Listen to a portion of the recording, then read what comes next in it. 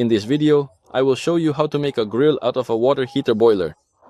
We have this boiler here, it leaked. It's an 80-liter Nova brand. Now we need to make something useful out of it, because it would be a shame to just throw it away. First of all, we need to take it apart and get to the inner tank by removing the insulation and the outer casing. I will also remove all the components, the heating element and the thermostat. The thermostat is not hard to remove. You just need to pull it upwards. Here is a contact group at the bottom, and this is the thermal controller. We might still need it for spare parts. After that, we'll unscrew the 5 bolts securing the heating element. You'll need a size 13 socket for this.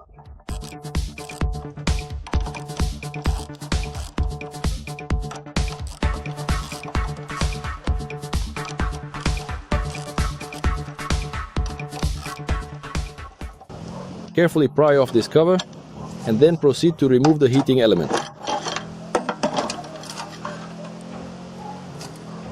You can see here that it's very oxidized and dirty. The magnesium anode is almost completely worn out. Most likely this heating element will end up as scrap metal. Remove all the bolts and studs securing this cover.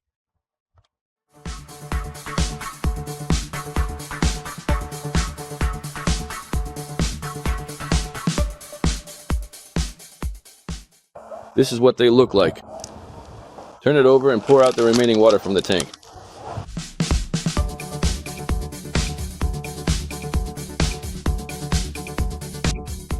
As you can see, the water is dirty with rust.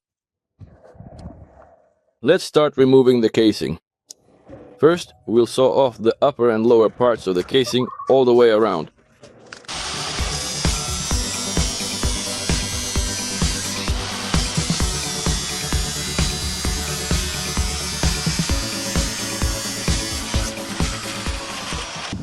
I'm working on it with a reciprocating saw.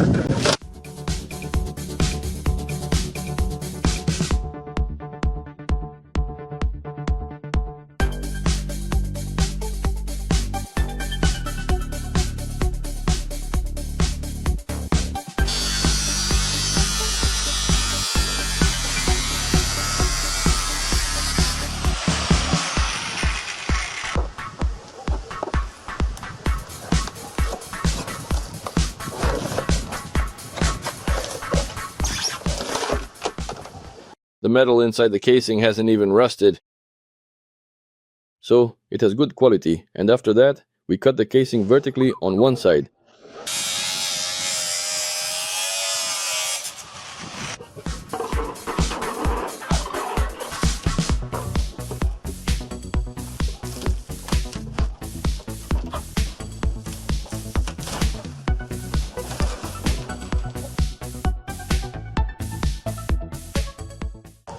And then we carefully unscrew the rear mounting bolts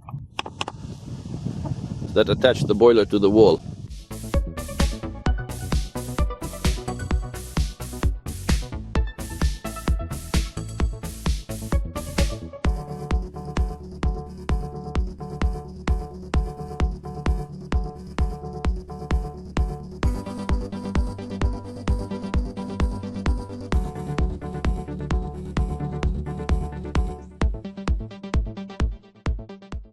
Then you can begin the process of carefully removing the protective outer casing of the device by utilizing a sharp knife or any other suitable prying tool you have available.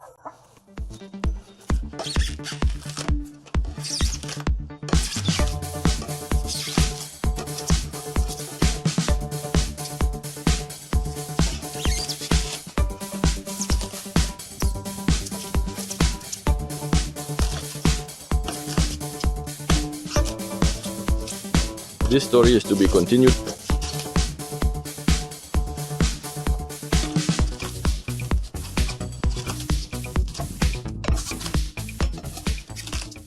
And with a regular spatula, we remove the remaining mounting foam left on the body.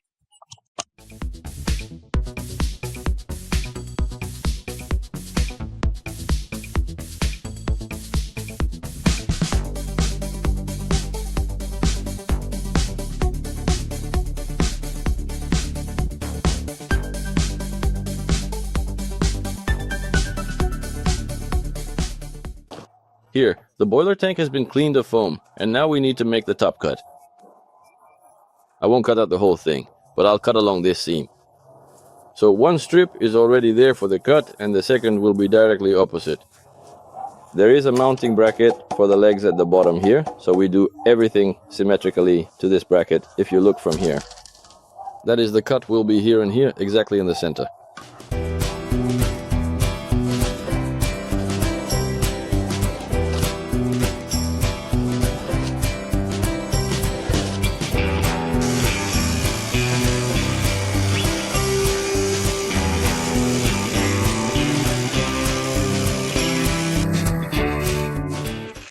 Now, without cutting off the cylinder, in these areas you need to take the hinges and weld them in place so that the lid can open. I'll weld the hinges in such a way that the lid can be removed if necessary. That is, in one direction.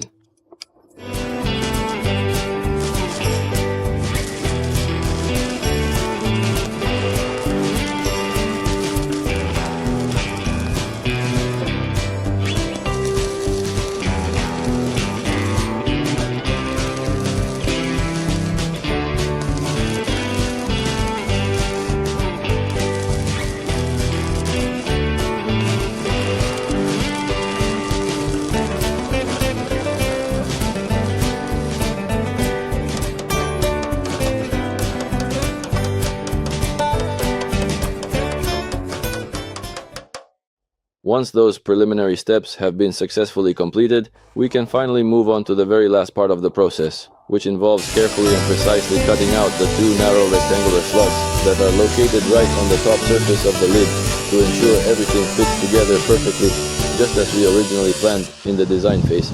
After that, we'll open the tank and see what's inside. As you can see, everything inside is rusty. There's a tube here. We'll cut it off. This is the original hot water supply tube. However, because the cold water currently goes through it, we will actually need to completely remove it from the system. After that, we'll weld a standard metal door handle onto the door to provide much better convenience and grip whenever you are opening it.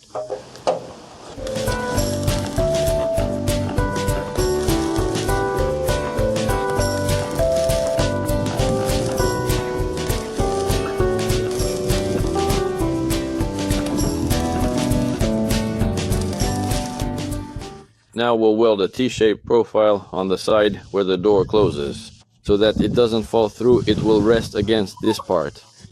And on the other side, legs 1 and 2 will be welded on.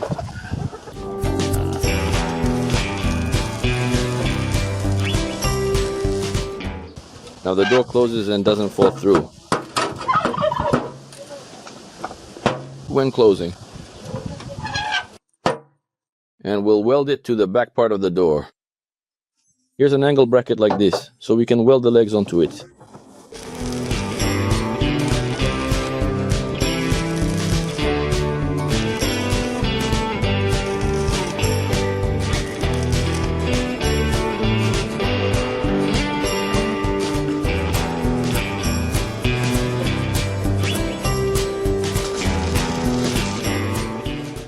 This specific stop will serve as the primary base for the legs, and it will effectively prevent the lid from tipping too far backward.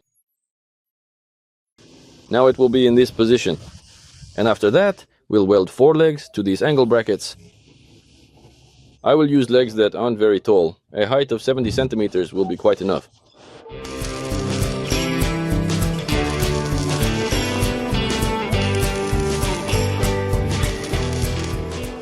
Now we can turn it over and see what we've got.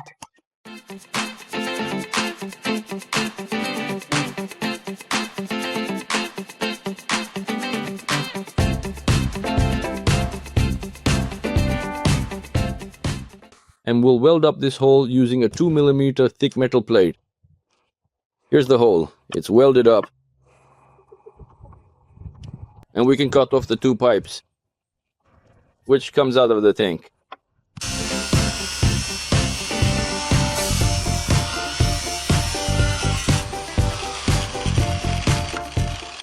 And we'll also weld up these 2 holes.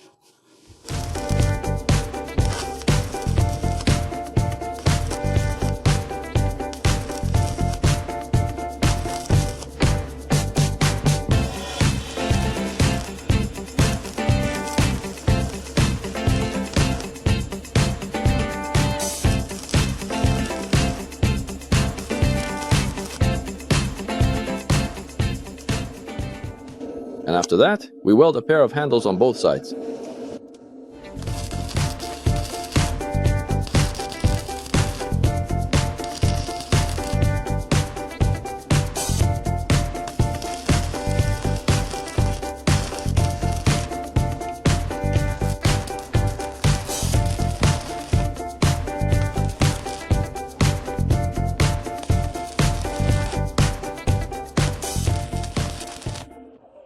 Here the handles are welded on. It's not very convenient.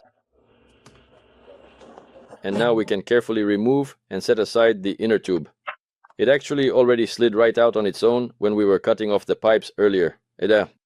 This is the final kind of custom grill we ended up with after all that work, and I think it looks really nice and clean. And it's very inexpensive. And it will serve for some time yet. We won't be throwing it away.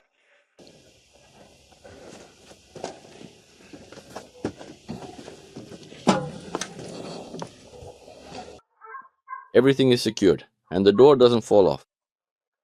All that's left is to burn it out thoroughly so all the paint burns off inside, and then we can try grilling on it. Sausages and kebabs.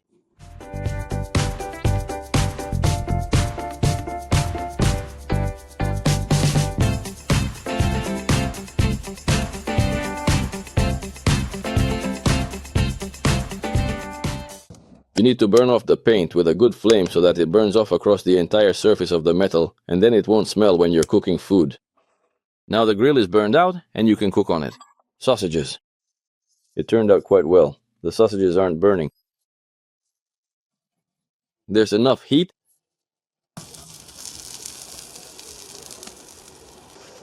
"10 years ago, I made the same kind of grill from a regular propane gas cylinder. Here it is. It's been working for quite a while and has already cooked a lot.